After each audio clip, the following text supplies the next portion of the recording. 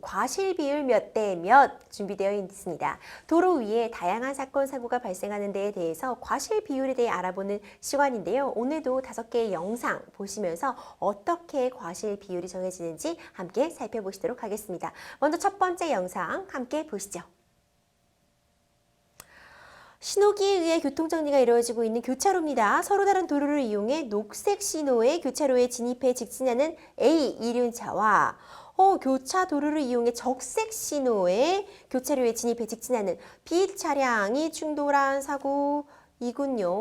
이런 상황이군요. 과실 비율이 이륜차는 0, 이제 B 차량이 100으로 나왔습니다. 적색 신호에 진입을 한 거니만큼 이제 B 차량의 과실을 100으로 본 그런 사례일까요? 네, 이 사례 보시면은 이건 너무 유치원생도 알 수 있지 않냐라고 할 정도로 당연히 적색 등화를 위반한 B 차량은 당연히 100대 0이지 라고 하시겠지만, 그럼에도 불구하고 일단 지금 법률적인 이야기를 법률적으로 해석을 해야 되는 자리니까요.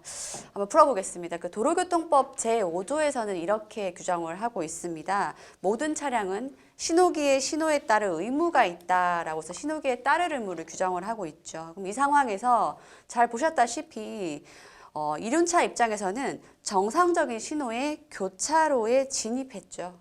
그렇게 정상적인 신호의 교차로에 진입한 이륜차 입장에서는 오히려 신호를 무시하고 교차로로 진입하는 차량에 대해서 전혀 예견 가능성도 회피 가능성도 없다라고 보아야 할 것 같습니다. 따라서 다른 사안은 몰라도 최소한 이 사안인 경우에는 신호를 위반했던, 적색 등화를 위반했던 B 차량의 일반 과실로 정함이 타당할 것 같습니다. 그렇군요. 과실 비율 몇 대 몇. 이번엔 다음 영상부터 미리 보면서 또 얘기 나눠보면 좋을 것 같아요. 다음 영상 보시죠.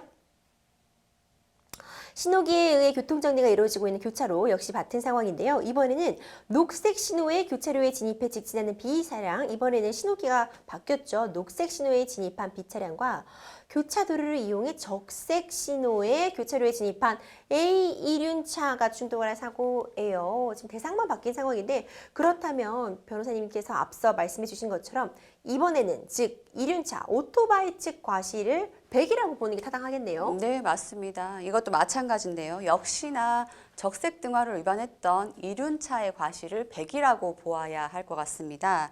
마찬가지로 도로교통법 제5조를 들지 않을 수가 없는데요. 도로교통법은 모든 차량은 신호에 따를 의무가 있다라고 규정을 해두고 있지요. 그러면 한 번 더 나아가서 적색 등화는 무슨 의미이며 녹색 등화는 무슨 의미인지를 한번 짚어봐야 할 텐데, 이건 역시 도로교통법에 다 규정이 되어 있습니다. 도로교통법 시행규칙에서는 녹색의 등화를 발견한 운전자는 직진 또는 우회전할 수 있다라고 규정을 하고 있고요. 반대로 적색의 등화를 발견한 운전자는 정지선과 횡단보도 교차로의 직전에서 정지하여야 된다라고 나와 있습니다. 그렇다면 사안이 더 분명해지죠. 법률적으로도 분명해지죠.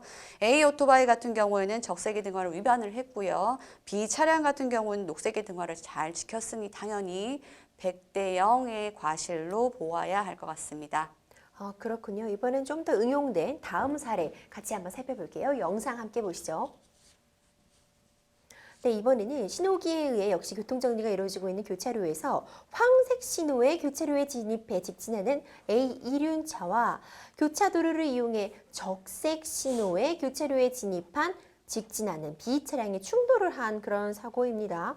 이번에는 황색 신호, 적색 신호에 각각 진입한 그런 케이스인데 A 이륜차가 20, B 차량이 과실 비율이 80으로 나왔네요. 네, 그렇습니다. 이 사건 같은 경우에는 이제 생소한 황색의 등화가 나온 상황인 거죠. 일단 A 오토바이는 황색 신호등을 위반하였고, 그다음 B 차량 같은 경우는 적색 신호등을 위반하였기 때문에 서로 신호 위반이 한 것이 아니냐라는 애매한 상황이 발생하는데, 이럴 경우 일단 20대 80으로 보았습니다. 먼저 도로교통법 시행규칙에서 법률적으로 황색의 등화를 어떻게 규정하고 있는지를 보아야 할 것 같은데요. 도로교통법 시행규칙에서는 황색의 등화에 대해서 만약 황색의 등화가 켜졌을 경우에는 차만은 정지선이 있거나 횡단보도가 있을 때에는 그 직전이나 교차로의 직전에서 정지하여야 된다라고 규정을 하고 있고요.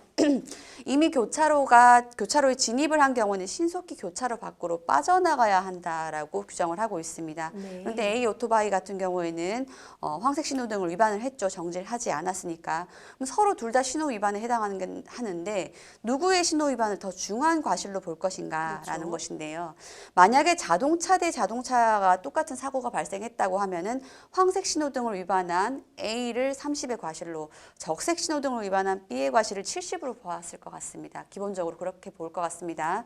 그런데 지금 A는 차량이 아니라 오토바이 이륜차이죠. 이런 경우에는 이륜차의 특성을 한 번 더 봐야 할 것 같은데, 이륜차는 기본적으로 자동차보다는 타자에 대해서 가해의 위험성이 낮다는 점, 그리고 만약에 갑자기 신호등이 바뀌었을 때 빨리 급정지했을 때에는 오히려 전도될 위험성이 더 높다는 점 때문에 차량이 위반한 경우보다는 이륜차가 위반했을 경우를 과실 비율을 조금 더 낮게 보는 게 맞을 것 같습니다. 그래서 결과적으로 황색 신호등을 위반한 이륜차는 과실 20, 그리고 적색 신호등을 위반한 자동차는 과실 80으로 규정하는 것이 맞을 것 같습니다. 그렇군요. 그렇다면 이제 이륜차와 자동차 여부에 따라서 과실비의 조정이 좀 있을 수 있을 것 같은데 다음 영상 보면서 이 부분 좀 더 명확하게 보면 좋을 것 같아요. 영상 한 번 더 보시죠. 네, 이번에는 역시 교차로에서 적색 신호의 교차로에 진입해 직진하는 A 이륜차와 그리고 황색 신호의 교차로에 진입하는 직진하는 B 차량이 충돌한 케이스입니다. 이 경우에 이제 이륜차가 60, 차량이 40 나왔네요. 네, 맞습니다.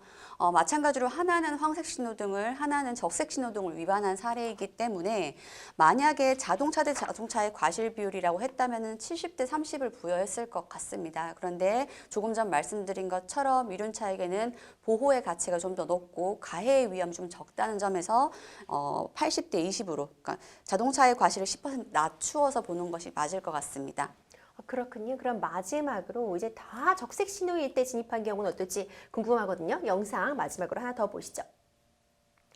네, 이번에는 적색 신호의 교차로에 진입해 직진하는 A 이륜차와 역시 적색 신호에 진입하여 직진하는 B 차량, 둘 다 적색에 진입했어요. 이륜차와 자동차 모두 적색에 진입하다가 충돌한 경우인데 사실 이런 경우 발생하면 안 되겠죠. 네. 이럴 때 과실 비율 A 이륜차 40, B 차량 60으로 나왔습니다. 설명 좀 해주시죠.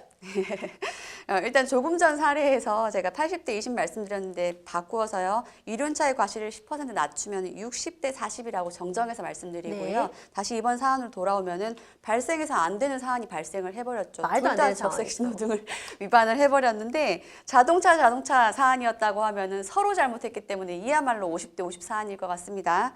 그런데 사고 시 이륜차인 경우에는 마찬가지로 가해 위험이 낮다는 점 등등 감안해서 이륜차의 과실을 10% 낮추어서 보고 양측의 과실을 40대 60으로 정함이 타당할 것 같습니다. 네, 변호사님께서 좀 명확히 설명을 잘 해주신 것 같아요. 신호 위반 여부, 이게 이제 황색인지 적색인지 이런 부분에 따라 달라지는 부분이 있을 거고 이륜차인 경우에 좀 과실이 조금 더 줄어드는 그런 상황을 보여지네요. 아무래도 전복의 위험이라던가 이런 부분이 교통에서 흐름에 방해되지 않는 선에서 좀 반영이 됐다고 보입니다.